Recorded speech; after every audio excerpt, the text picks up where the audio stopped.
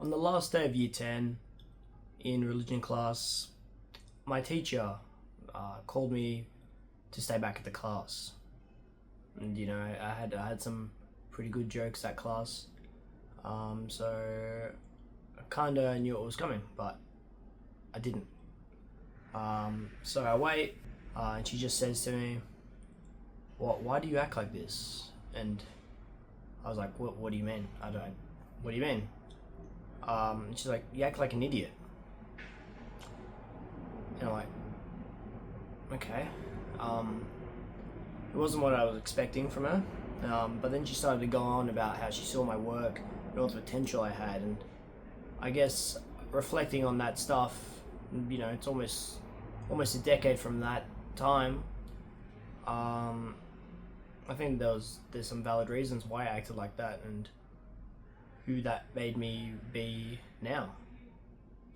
So yeah, I've always been a quiet kid. Ever since I was young. I wouldn't say I was shy. I mean, it was more that I just had nothing to say, really. I was very, very obedient. I was very, considered a very good kid.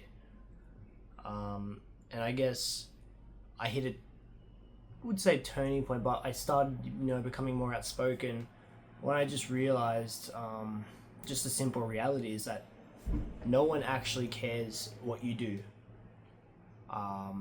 The only person that does care what you do is yourself. And you will have people in your life that do care about you. Your parents, your friends, family, like, these people care about you. But most of these people don't actually care about what you do. And so I feel like that is a way of understanding that you can do whatever you want. You could also look at it in a completely different way. You could say, well, if no one cares what I do, then I should do nothing. And I guess it's dependent on who the person actually is. Thinking like that will determine their course of action. But that was a key inflection point in my life, because then I started to do the things that I wanted to do. I started to make my assessments. I wouldn't follow exactly what everyone else was doing. I would do something that I was passionate about, and that kind of followed through even after high school into uni, where I started making these videos about my engineering projects instead of doing like these stock standard, this is how this works, blah blah blah. I wanted to make it entertaining. So I became the funny kid, right? I'd make jokes, even at my own expense. For me, I didn't care if people were laughing at me or with me. For me, it was a laugh's a laugh, and so that's why it was very difficult to bully, because I'll take everything on the chin. It's fine. And people might say, humor, that might be a defense mechanism, but I don't think that was applicable to myself. I think I used humor not to protect myself, but as a way of engaging with other people, as an offensive tool. It's a double entendre there, like being offensive humor plus, anyway.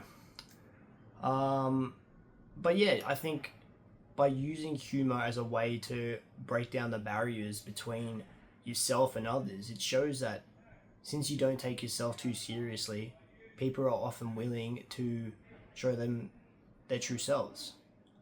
Because of this world, we're not all serious people. Everyone likes to have a joke, and obviously there are times when you need to make sure you're professional. And that's why humor cannot be the only tool you have. You need to have multiple different tools.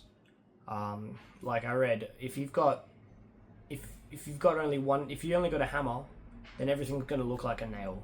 So it's often I've got into trouble, saying the wrong things at the wrong time, and that's just life, right? But you learn from them, and that's the key thing. You just got to learn from your mistakes. And so if we think about it, how that's impacted me now. So I've got out of uni.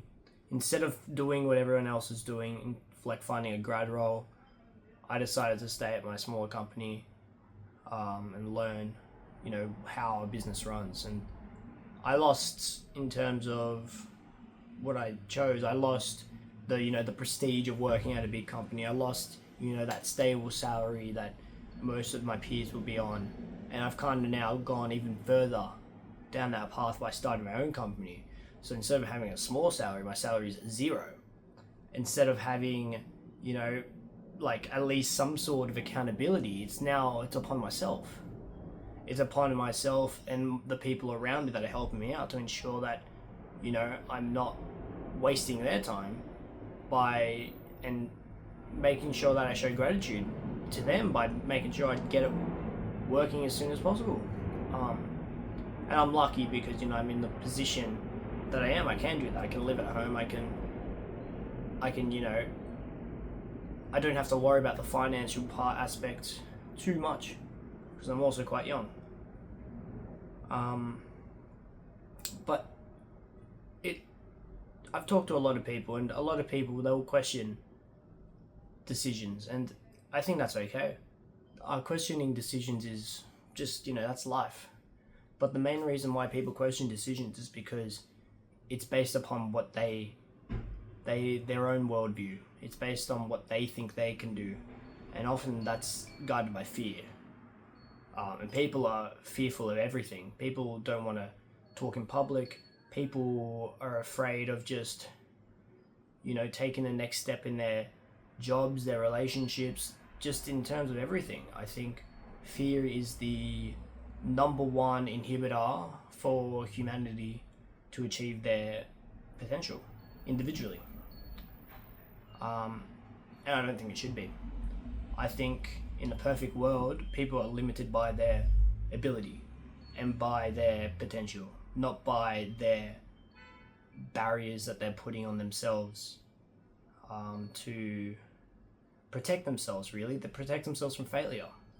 But failure is probably one of the most important tools a human can have because we can learn from it. So, I remember as a kid, you grow up and you see all these adults and you're like, wow, these guys, they know what they're doing. And you grow up and you realize that's all a facade. No one knows what they're doing. And all these like big grown-up things like drinking alcohol, going to clubs, having jobs, they're all just scaled, like they're just scaled up from what you did as a kid. Right? So like the year 6 disco is the same as the year 10 disco, and then the year 10 disco is basically the same as clubbing. And then you've got just, a job. A job is essentially just like going to school, but you're getting paid. And so there's different responsibilities. There's the scalability is there, but oftentimes there's a pattern there. And I think as a kid, you think everything's going to change and everything's going to be amazing when you hit that sort of adulthood. And you'll know everything, but then you understand that no one knows everything. No, even the adults are struggling. Everyone doesn't know what they're doing. And I think once people realize that, then they're more comfortable to take risks because they know that no one else can do it. They know that maybe even themselves can't do it. So they may as well try. And I'm happy that I realized that earlier than most people. And I've talked to people, and now I think the main reason that I started these like videos, well, there's a few reasons, but I guess it's just one for myself, just to like, I don't know, when you verbalize and you write down your ideas, it just makes it easier to actually understand what you're actually thinking. Even if like 80% of what I'm saying is just, ums and ahs and just me trying to articulate what I'm trying to say. I think it helps figure out what I need to do next. And then there's, for the other people. For people that are, not even in the same position as me, but just looking for insights from someone who's trying. And then you've got other people as well. You've got the personal branding, the I guess the authenticity of it. I think it's brave to show that I don't know everything, but I think it's real, and I think authenticity, especially in this age of AI and this age where it's all becoming, content's becoming saturated. Even everything's becoming saturated because of just how easy it is now to produce new things.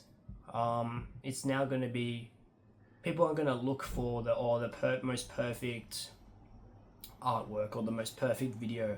People are going to look for what feels real, because that's how humanity connects to other people.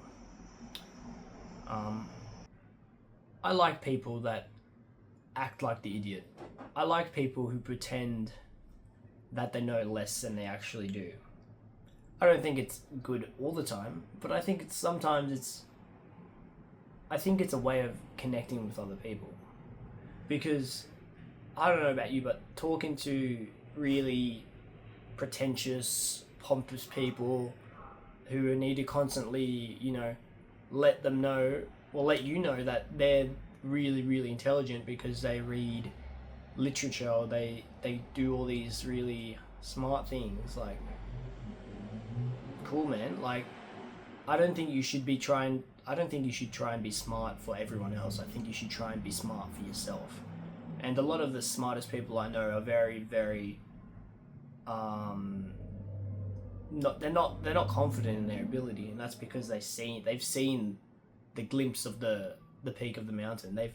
They know how far they are from it. Whereas, there's a lot of unintelligent people that pretend that, or at least they think themselves as very intelligent, because that's all they've seen. They're the big fish in that small pond. And without that room for growth, they won't get anywhere. So, to recap, I've just been rambling on, really. To go back to that person in year 10, what would I say to them if I could time travel back in there? I wouldn't change anything. I don't even think I would. I would just witness it all again. I wouldn't even say anything to myself, because the learnings that I've gained along the journey that I've gone to from there till today are what ultimately have made me. And so if I could accelerate that, I wouldn't. If I could change something, I wouldn't. Ultimately, it would, because I know the path, I would keep it. But yeah, why did I say stupid jokes during the class? It was funny. And for me, that made me feel like it felt like I was contributing in a way, where me being very serious, I feel like that would contribute less. Now, then, not to say that, this for me, this is incredibly serious. Like, if you look at my previous videos on my other channel, like, I don't really do these videos, one, because I don't think people actually care, and that's fine, because that's why I'm making these videos for myself, and if people want to watch, then you watch. Simple as that. But yeah, I think humor's always been the tool that I wouldn't say perfected, but one of my that's like the Phillips screwdriver in my toolkit, really. It's the thing that I can go to and I'm like, okay, 60% of the time it will work, but depending on the audience, and that being said, the resilience that you build from saying something that's not funny, especially when you do stand-up comedy, it's pretty good. But yeah, I don't know, this has kind of just been a ramble. I haven't really gotten to any points, but that's what it is. Anyway, thank you.